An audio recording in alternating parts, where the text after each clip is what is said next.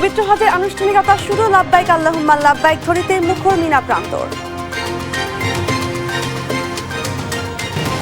টাঙ্গাইলে মহাসড়কে ট্রাক উল্টে 15 জন নিহত, আহত আরো 6। রড বোঝাই ট্রাকে বাড়ি ফিরছিল নিম্ন আয়ের মানুষ। বছরব্যাপী স্মরণ করা হবে জাতীয় কবি নজরুলকে, বললেন রিজভী। কবির জন্মদিনে ছুটি ঘোষণার দাবি তার নাতনির। আসিয়া থেকে রামিসা থামছেই না শিশু ধর্ষণ ও হত্যার ঘটনার সামাজিক অবক্ষয়কে দায়ী করছেন বিশেষজ্ঞরা। হাম উপসর্গে সিলেটের আরো 3 শিশুর মৃত্যু, বাড়ছে সংক্রমণ। চিকিৎসা সামগ্রীর অনুদান আন্তর্জাতিক রেড ক্রস কমিটির। ঈদযাত্রায় মহাসড়কে যানবাহনের চাপ, ভোগান্তি লাঘবে টোল পরিশোধ সহজ করার উদ্যোগ, বসছে ভ্রাম্যমাণ আদালত। এবং IMF এর পরামর্শ মানছে না সরকার, বাজেটে ভর্তুকি প্রণোদনা আর নগদ ঋণ সহায়তা বাড়ছে, খরচ কমবে না জ্বালানি খাতে।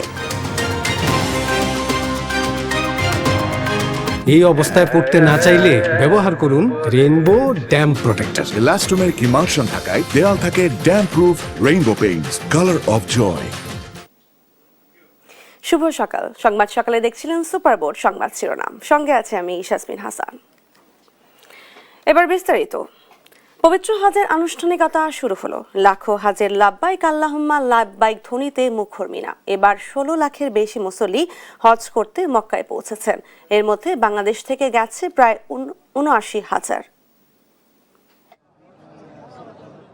সেলাইবিহীন 2 টুকরো শুভ্র সাদা এহরামের কাপড়, মুখে কেবলই লাব্বাইক আল্লাহুম্মা লাব্বাইক, লাব্বাইকা লা শারীকা লাকা লাব্বাইক।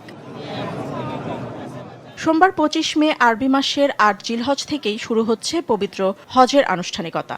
এদিন মিনায় অবস্থানের মধ্য দিয়ে শুরু হবে মূল আনুষ্ঠানিকতা। আর এ কারণে আগের দিন 7 জিলহজকে বলা হয় প্রস্তুতির দিন।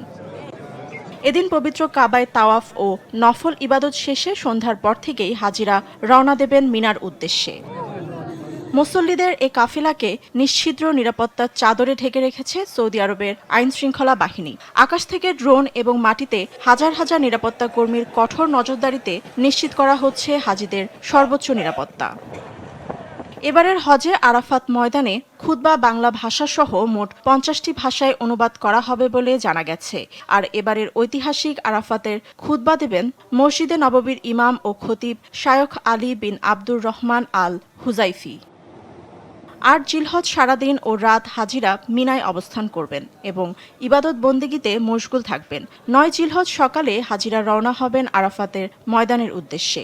ইসলামী নিয়ম অনুযায়ী 9 জিলহজের দিন আরাফাতের ময়দানে অবস্থান করা হজের প্রধান ফরজ কাজ। সেখানে সারাদিন ইবাদতের মধ্যে কাটাবেন হাজিরা। সূর্যাস্তের পর হাজিরা চলে যাবেন মুজদালিফায় এবং রাতটি সেখানেই খোলা আকাশের নিচে যাপন করবেন এবং সেখান থেকে শয়তানকে নিক্ষেপ করার জন্য পাথর সংগ্রহ করবেন। 10 জিলহজ পবিত্র ঈদুল আজহার দিন সকালে মুজদালিফায় থেকে আবার মিনায় ফিরবেন সবাই। এদিন মুসাফির হিসেবে হাজিরা ঈদের জামাত পড়েন না। হজের দিন তারা বড় শয়তানকে 60টি পাথর নিক্ষেপ করবেন এবং পশু কোরবানি করবেন। এরপর মাথার চুল ফেলে দিয়ে হালাক হয়ে এহরাম ত্যাগ করবেন। সবশেষ হারাম শরীফ তাওয়াফ করে মিনায় রাত্রি যাপন করবেন সব হাজি। 11 জিলহজও মিনায় অবস্থান করে ছোট, মাঝারি ও বড় 3 শয়তানকে পাথর মারবেন তারা। এরপর 12 জিলহজ শেষবারের মতো পাথর নিক্ষেপ করে সূর্যাস্তের পূর্বেই মিনা ত্যাগ করবেন সব হাজি।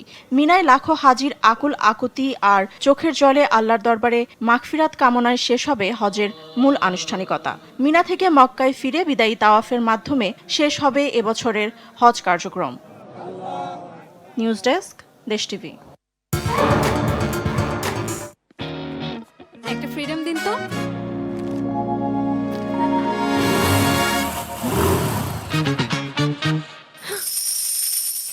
ফ্রিডম নিয়ে এলো স্কুটি নাকি গোল্ড অফার। স্টিকারে থাকা কিউআর কোড স্ক্যান করে প্যাকের ভেতরের কোডটি দাও আর প্রশ্নের উত্তর দিয়ে জিতে নাও স্কুটি অথবা গোল্ড কয়েন।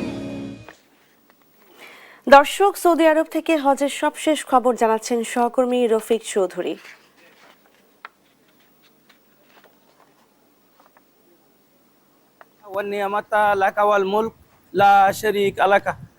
এই তালবিয়া পরেই 15,18,153 জন হাজি মিনার দিকে রওনা দিচ্ছেন। আপনারা জানেন যে 8 জিলহজ থেকে আনুষ্ঠানিকতা, মূল হজের আনুষ্ঠানিকতা শুরু। তার আগেই কিন্তু এই মক্কা থেকে কিন্তু মিনায় আসা শুরু করেছে।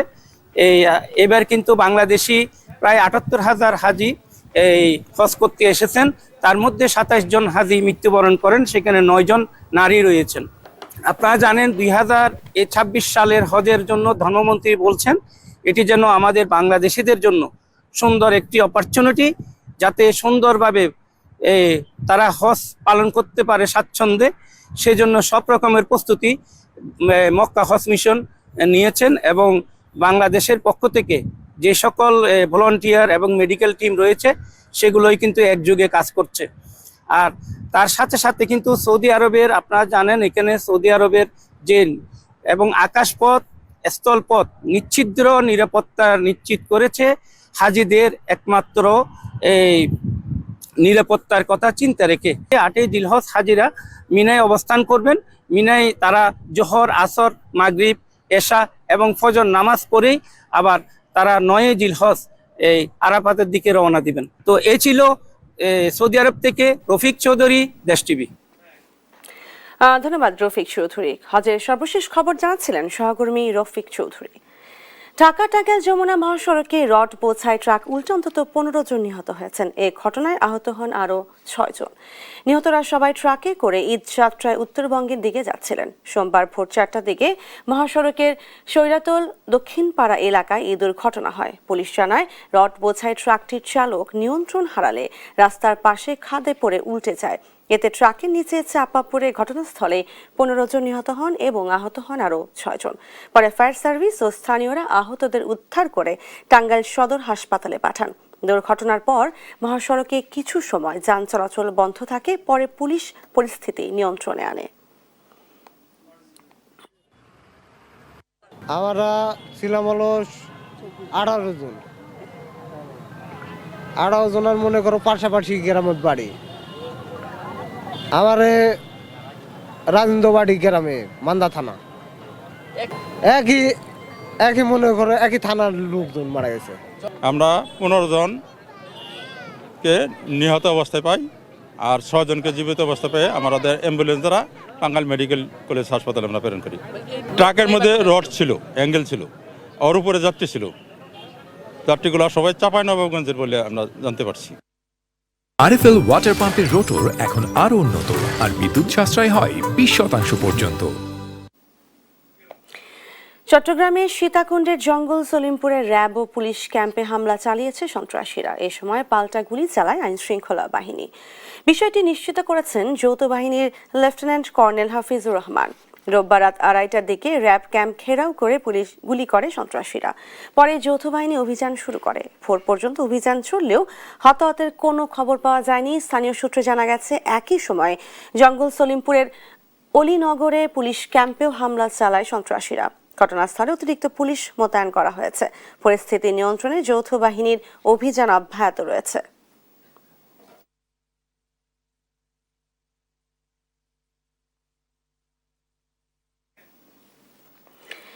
আসিয়া থেকে রামিসা তাদের নির্মম মৃত্যু দেশ জুড়ে বিক্ষোভ প্রতিবাদের ঝড় তুললেও বন্ধ হয়নি শিশু ধর্ষণ ও হত্যার ঘটনা।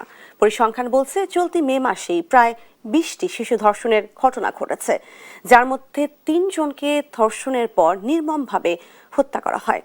বিশিষ্টজনদের মতে এমন অপরাধের পেছনে শুধু ব্যক্তির মানসিকতা নয়, সামাজিক সাংস্কৃতিক অবক্ষয় ও বিচারহীনতার সংস্কৃতি দায়ী। আর অপরাধ নিয়ন্ত্রণে শুধু আইন প্রয়োগ নয়, সামাজিক সচেতনতাও জরুরি বলে মনে করেন আইন শৃঙ্খলা বাহিনীর কর্মকর্তারা। তন্দ্রা তারুণ্য রিপোর্ট।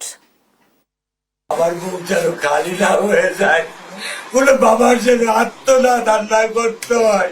এই শিশু বাচ্চারে এত নির্যাতন করে মারছে। শিশু রামিসাকে ধর্ষণের পর হত্যার ঘটনা আলোড়ন তুলেছে দেশ জুড়ে। একইভাবে চাঞ্চল্যের সৃষ্টি করেছিল আসিয়া লামিয়ার ঘটনায়। কিন্তু সময়ের সঙ্গে সঙ্গে নতুন ঘটনায় চাপা পড়ে সবকিছু। বিচারহীনতার সংস্কৃতি উৎসাহিত করছে অপরাধীদের।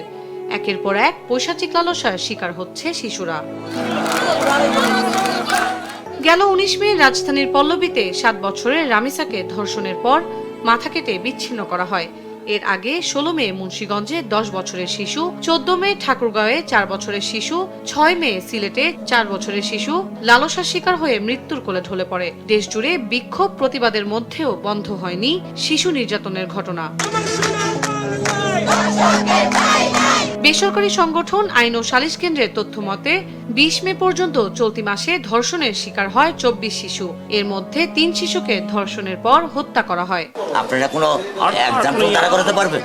দৃষ্টান্তমূলক শাস্তি না হওয়ায় ভয়ঙ্কর এমন অপরাধের কারণ হিসেবে দেখছে বাংলাদেশ মহিলা পরিষদ। ধর্ষণের কোনো বিচার হয় না, এটা যে একটা অপরাধ এই বার্তাটা সমাজের কাছে নাই। অপরাধ ধরা পড়ছে কিন্তু অপরাধ তো বিচার হচ্ছে না। আসিয়ার যে ঘটনা সেটা রায় হয়েছে কিন্তু এখনো ফাঁসি হয় নাই। তারপরে আর একটা ঘটনার এরকম 10 বছর হয়ে গেছে, রায় হয়েছে, তার ফাঁসি হয় নাই। বিচারটাকে তো আমার সম্পূর্ণ করতে হবে। আমাকে তো এটাও ঠিক করতে হবে যে আমি 190 দিনের মধ্যে বিচারের রায় কার্যকর করবো। যদি মৃত্যুদণ্ড হয় মৃত্যুদণ্ড কার্যকর করব।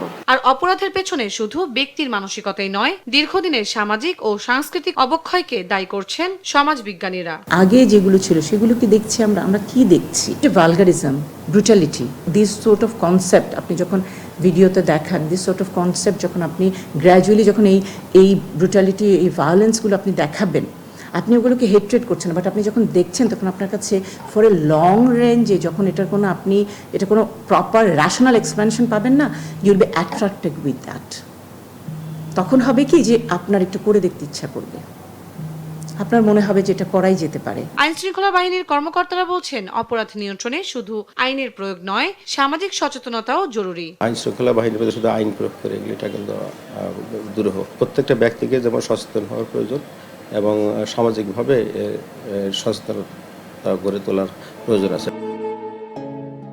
নিষ্পাপ শিশুদের রক্ষায় কখন রাষ্ট্রের ঘুম ভাঙবে, এমন প্রশ্ন সবার। তন্দ্রা তারণ্য, দেশ টিভি, ঢাকা। হাম উপসর্গ নিয়ে সিলেটে আরও 3 শিশুর মৃত্যু হয়েছে। এর আগে 24 ঘন্টায় মারা যায় 16 জন। হাসপাতালে ভর্তি হন 1434 জন। আর এ পর্যন্ত সন্দেহজনক হামরোগে মোট 442 জন ও নিশ্চিত হামে 86 জন মারা গেছে। একই সময়ে সারা দেশে হাম সন্দেহে 50,558 জন হাসপাতালে ভর্তি হয়েছেন। সুস্থ হয়ে হাসপাতাল থেকে 46,214 জন ছাড়পত্র পেয়েছেন। এদিকে হাম পরিস্থিতি মোকাবেলায় বিভিন্ন চিকিৎসা সামগ্রী অনুদান দিয়েছে আন্তর্জাতিক রেড ক্রস কমিটি ICRC।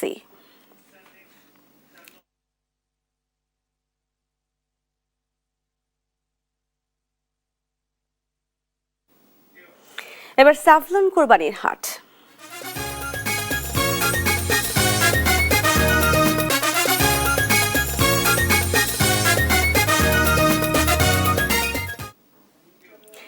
কোরবানির হাটের খবর জানাতে এবার রাজধানী তেজগাঁও থেকে যুক্ত হচ্ছেন নিয়াজ মোর্শেদ। নিয়াজ, হাট কতটা জমেছে, বেচাকেনা কেমন দেখছেন জানাবেন।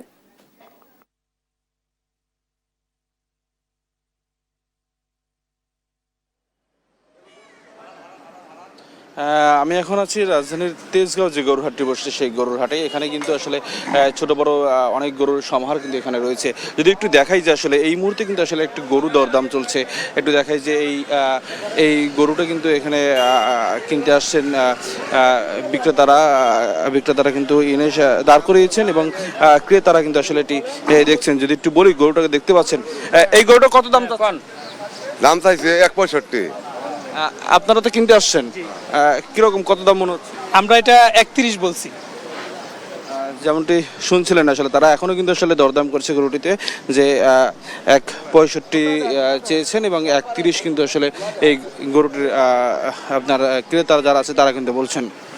এবং দেখতে পাচ্ছেন যে আসলে এই গরুগুলো আপনার যদি একটু দেখাই যে আসলে এই গরুটার দাম কত?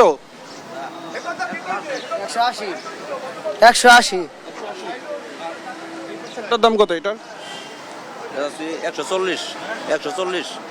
যেমনটি আসলে দেখছেন যে এই গরুটা কিন্তু আসলে আপনার 140 মানে 1,40,000 টাকা আসলে এই গরুটার দাম চাচ্ছেন যারা আসলে গরুর যারা বিক্রেতা তারা। এবং এরকম ছোট গরুগুলো কিন্তু এই তেজগাঁও হাটে কিন্তু বেশ উঠেছে এবং সেক্ষেত্রে কিন্তু আসলে আপনার ক্রেতারা কিন্তু কিছু কিছু আসতে শুরু করেছে। কারণ আপনার আজকে যদি একটু আপনার ছুটির দিন শুরু হবে আজকে থেকে, সেক্ষেত্রে আপনার সকাল থেকেই কিন্তু এখানে আমরা দেখেছি আসলে কিছু কিছু ক্রেতা কিন্তু এখানে এসে গরুর দরদাম দরদাম করছেন। এবং যদি একটু বলি, গরুর সংখ্যাও কিন্তু আসলে বেশ গেল কয়েকদিনের থেকে আজকে কিন্তু গরুর সংখ্যাও কিন্তু আপনার বেশ দেখা যাচ্ছে এই হাটটিতে। এবং যদি একটু বলি যে আজকে থেকে আসলে আপনার বিকেল থেকে কিন্তু আপনার আজকে ক্রেতাদের সংখ্যা আরও বাড়বে বলে মনে করছেন এখানকার যারা গরু বিক্রেতা রয়েছেন তারা। এই ছিল আমার কাছে সর্বশেষ তথ্য। জীবনে প্রতিদিন প্রতি মুহূর্তে জীবাণুমুক্ত থাকার কন্ট্রোল হাতে রাখি বলেই আমরা নিশ্চিন্ত। স্যাভলন, জীবাণুমুক্ত প্রতিদিন। দর্শক, ঈদ যাত্রার খবর জানাতে ঢাকা রেল স্টেশন থেকে যুক্ত হচ্ছেন ইউসুফ ভুঁইয়া। ইউসুফ, ঘরমুখ্য মানুষের চাপ কেমন দেখছেন?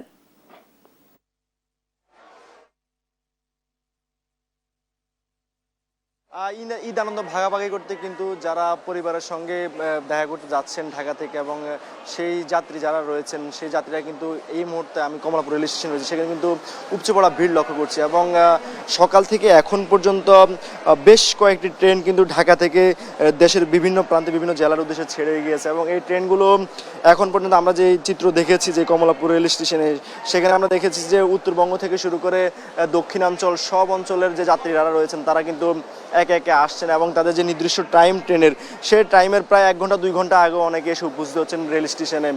তো বলা চলে যে যাত্রী যারা রয়েছে তারা একে একে আসছেন পরিবারের সঙ্গে ঈদ আনন্দ ভাগাভাগি করতে, তারা বাড়ি যাবেন সেই জন্য তারা এখানে এসেছেন। এবং এই জায়গা থেকে আপনাদেরকে জানিয়ে রাখি যে এখন পর্যন্ত সকাল থেকে যে কয়েকটি ট্রেন ছেড়ে গিয়েছে তার মধ্যে কিন্তু বেশ কয়েকটি ট্রেনের কিন্তু শিডিউল বিপর্যয় এবং টাইম বিপর্যয় হওয়ার ঘটনা ঘটেছে। এবং কিছুক্ষণ আগে আপনাদেরকে বলছিলাম যে রংপুর এক্সপ্রেস যে ট্রেনটি, সেই ট্রেনটি কিন্তু 9টা 10 মিনিটে ঢাকা থেকে ছেড়ে যাওয়ার কথা, সেই ট্রেনটি কিন্তু এখন পর্যন্ত ছেড়ে যায়নি। এখন পর্যন্ত রেল স্টেশন কর্তৃপক্ষ যেটা জানিয়েছে যে 10টা 45 মিনিট একটা সম্ভাব্য টাইম দিয়েছে তারা এই ট্রেনটির। এবং যাত্রী যারা রয়েছেন তারাও অভিযোগ করছিলেন যে প্রত্যেক ঈদেই আসলে অন্যান্য জায়গায় ট্রেন ব্যবস্থা সচল এবং স্বাভাবিক থাকলেও উত্তরবঙ্গগামী যে ট্রেন শিডিউল রয়েছে সেই ট্রেন শিডিউলে হয়তো কিছুটা বিপর্যয় হয়ে থাকে, এবং এই বিপর্যয় যেন না হয় সেই জন্য উদ্যোগ নেওয়ার কথা তারা বলছেন। এর বাইরে যদি বলি যে পুরো দমে যে ঈদের আনন্দ ভাগাভাগি করতে যারা পরিবারের সঙ্গে ঈদ আনন্দ করতে যাচ্ছেন ঢাকা থেকে, এখন পর্যন্ত মোটামুটি স্বস্তির ঈদ যাত্রা হচ্ছে বলা চলে। এবং আজকে সরকারি ছুটির প্রথম দিন অনুযায়ী বেশ ভালো চাপ লক্ষ্য করা যাচ্ছে। শুধুমাত্র রেল স্টেশনে নয়, ঢাকায় আমরা বিভিন্ন বাস টার্মিনালও দেখেছি যে Saidabad bus terminal, Kalyanpur bus terminal এবং গাবতলী যে বাস টার্মিনালগুলো রয়েছে সেই টার্মিনালগুলোতেও আমরা দেখেছি যে সেখানেও বেশ ভালো ভিড় রয়েছে যারা যাত্রী রয়েছেন তারা। তো সকাল থেকে এখন পর্যন্ত প্রায় 12 থেকে 13টি ট্রেন ঢাকা থেকে দেশের বিভিন্ন প্রান্তে ছেড়ে গিয়েছে, এবং সেই ট্রেনগুলো ঈদ আনন্দ ভাগাভাগি করতে যারা পরিবারের সঙ্গে দেখা করতে যাচ্ছেন তারা উৎসাহ উদ্দীপনা জানিয়েছেন। এই 2-1টি ট্রেনের বিপর্যয় ঘটেছে এখন পর্যন্ত কমলাপুর রেল স্টেশনে। তো এই ছিল কমলাপুর রেল স্টেশন থেকে সবশেষ তথ্য। ধন্যবাদ ইউসুফ। ঈদকে ঘিরে ঘরমুখী মানুষের চাপ রেল স্টেশন এবং সেই বিষয়ে বিস্তারিত জানাচ্ছিলেন সহকর্মী ইউসুফ ভুঁইয়া। দর্শক, এবার দেখব গাজীপুর এলাকার মহাসড়কের পরিস্থিতি, জানাচ্ছেন সহকর্মী মাহমুদুল হাসান। হাসান, মহাসড়কে যানবাহনের চাপ কেমন দেখছেন? যাত্রীরা কোনো ভোগান্তিতে পড়েছেন কিনা জানাবেন।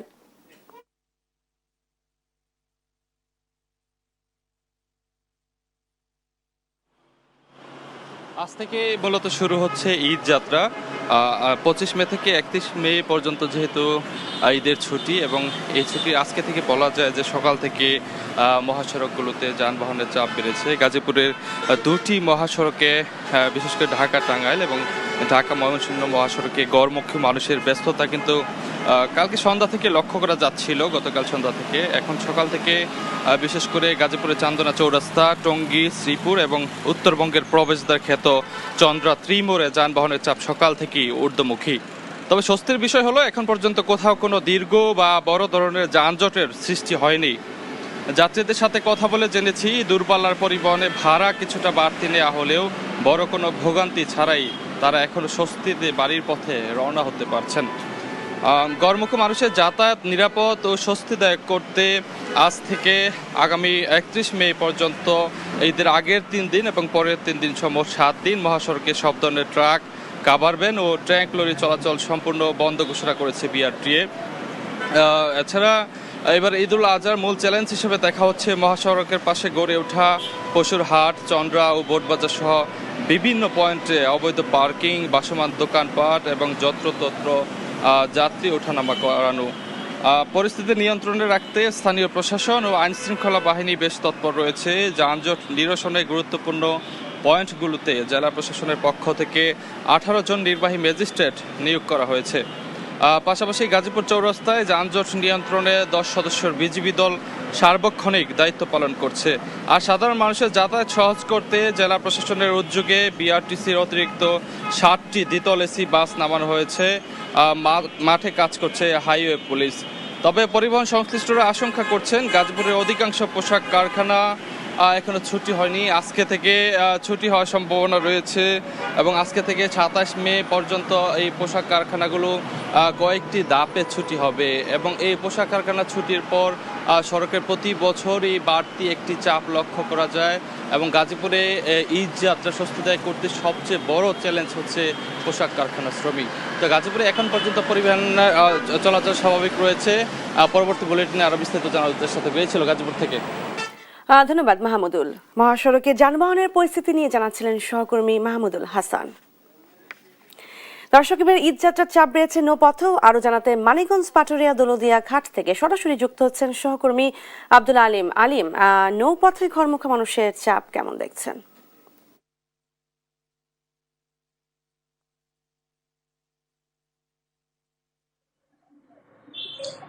দেশের দক্ষিণ পশ্চিমাঞ্চলের 21 জেলার অন্যতম প্রবেশপথ হচ্ছে এই পাটুরিয়া দৌলদিয়া নৌপথ। তো এই নৌপথ দিয়েই কিন্তু ঈদ যাত্রায় লাখো মানুষ যাতায়াত করে থাকে। তো আমরা গতকাল থেকেই এই পাটুরিয়া ঘাট এলাকা অবস্থান করছি। আমরা যে দেখতে পেয়েছি যে গতকাল বিকেল থেকে আর আজ সকাল থেকে কিন্তু ঈদে ঘরমুখ যে যাত্রী তাদেরকে এবং যানবাহনের কিন্তু চাপ অনেকটাই বেড়েছে।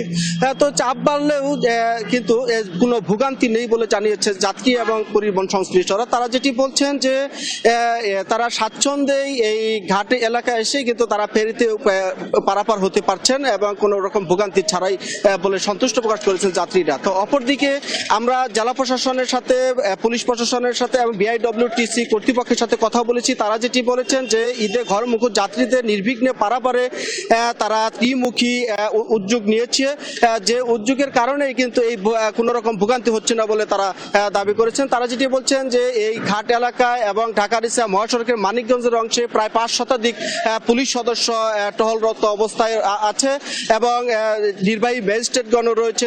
তারা ভ্রাম্যমাণ মোবাইল টিম নিয়ে তারা মাঠে রয়েছেন। অপরদিকে বিআইডব্লিউটিসি কর্তৃপক্ষ জানিয়েছেন যে এই পাটুরিয়া দৌলদিয়া এবং আরিচা কাজিরহাট এই দুইটি নৌপথে এই পাটুরিয়া দৌলদিয়ায় 18টি ফেরি এবং আরিচা কাজিরহাটে 6টি ফেরি এই ঈদ যাত্রায় তারা সংযুক্ত করেছে, যে কারণে ফেরির সংখ্যা বৃদ্ধি করার কারণে কিন্তু তারা আসা মাত্রই ঘাট পার হতে পেরেছেন। অপরদিকে আরেকটি কথা বলে রাখি যে গত ঈদ যাত্রায় যে বাস ডুবি ঘটনা ঘটেছিল সেখানে যে 26 জনের মরদেহ উদ্ধার হয়েছিল, তারপরে কিন্তু বিআইডব্লিউটিসি কর্তৃপক্ষ এবং সরকারের পক্ষ থেকে জানানো হয়েছিল যে এই বাস যখন ফেরিতে উঠবে তখন যাত্রীরা নেমে যাবে, নেমে তারপর ফেরিতে উঠবে। কিন্তু সেই যে নির্দেশনা, সেই নির্দেশনা কিন্তু উপেক্ষিত হচ্ছে এবং যাত্রীরা কিন্তু বাসে ফেরিতে ওঠার সময় কিন্তু বাস থেকে নামছেন না, আমরা দেখতে পেয়েছি। তো আমরা এই বিষয়ে কর্তৃপক্ষের সাথে কথা বলেছি। তারা যেটি বলছেন যে যাত্রীদের বারবার অবহিত করার পরেও যাত্রীরা কিন্তু সেই নির্দেশনা মানছেন না। তো এই দুর্ঘটনা রোধে যে এই নৌপথের যে নির্দেশনাগুলো সেগুলো জনসাধারণকে আসলে মেনে চলার জন্য তারা অনেকটাই করেছেন যে তারা যেন এটা মেনে চলে, সেই জন্য তারা যাত্রী সাধারণকে নির্দেশনা দিয়েছেন। তো এই ছিল আমার কাছে পাটুরিয়া দৌলদিয়া নৌপথের ঈদ যাত্রা নিয়ে সর্বশেষ খবর। ধন্যবাদ আলিম। ঈদকে ঘিরে ঘরমুখী মানুষের চাপ নৌপথে এবং সেই বিষয়ে বিস্তারিত জানাচ্ছিলেন সহকর্মী আব্দুল আলিম। দেখছেন সংবাদ সকাল। স্কিন কোটেড ইনসুলেশন আগুন প্রতিরোধী, তাই ড্রিম হাউস স্কুল প্রজেক্ট হোক বা লাইফ প্রজেক্ট, সব রাখে সর্বাধিক নিরাপত্তায় সব সময়। বিজলি কেবলস, নিরাপদ আজীবন।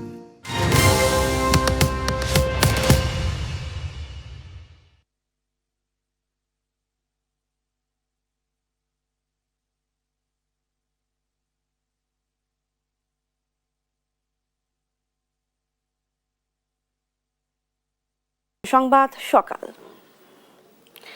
নজরুল বর্ষ বছরব্যাপী নানা আয়োজনে স্মরণ করা হবে জাতীয় কবি কাজী নজরুল ইসলামকে, জানান বিএনপির সিনিয়র যুগ্ম মহাসচিব রুহুল কবির রিজভী।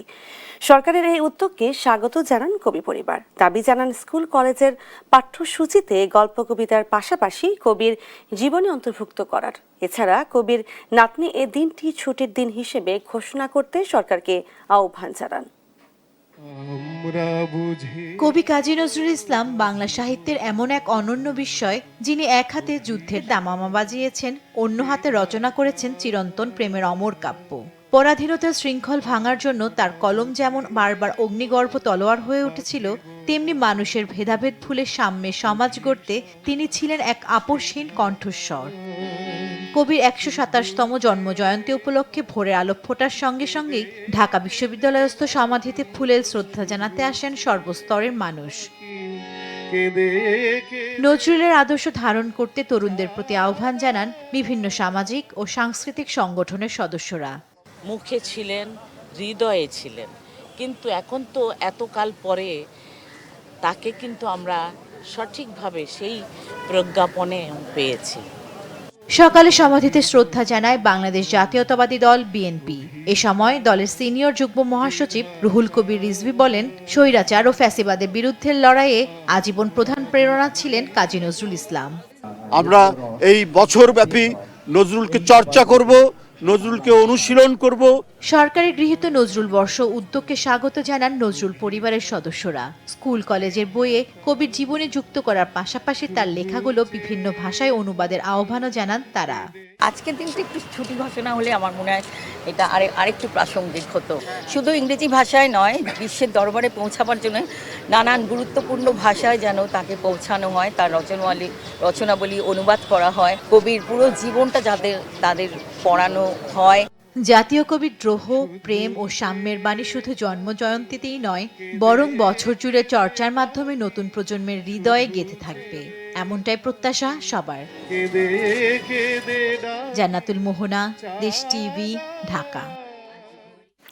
এবার আইডিএলসি বাণিজ্য বার্তা।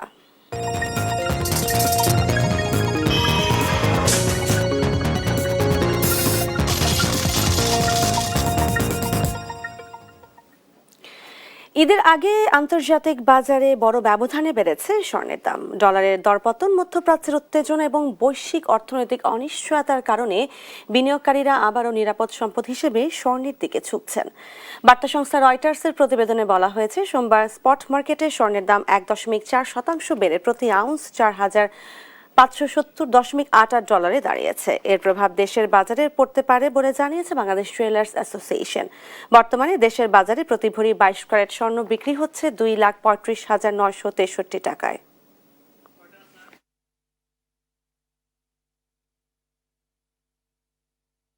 উদ্যোক্তা হবার স্বপ্ন পূরণে সবাই মিলে যায় খুশির মিছিলে। ৪০ বছর ধরে এমন অসংখ্য খুশির মিছিলে ছিল আইডিএলসি, থাকবে আগামীতেও।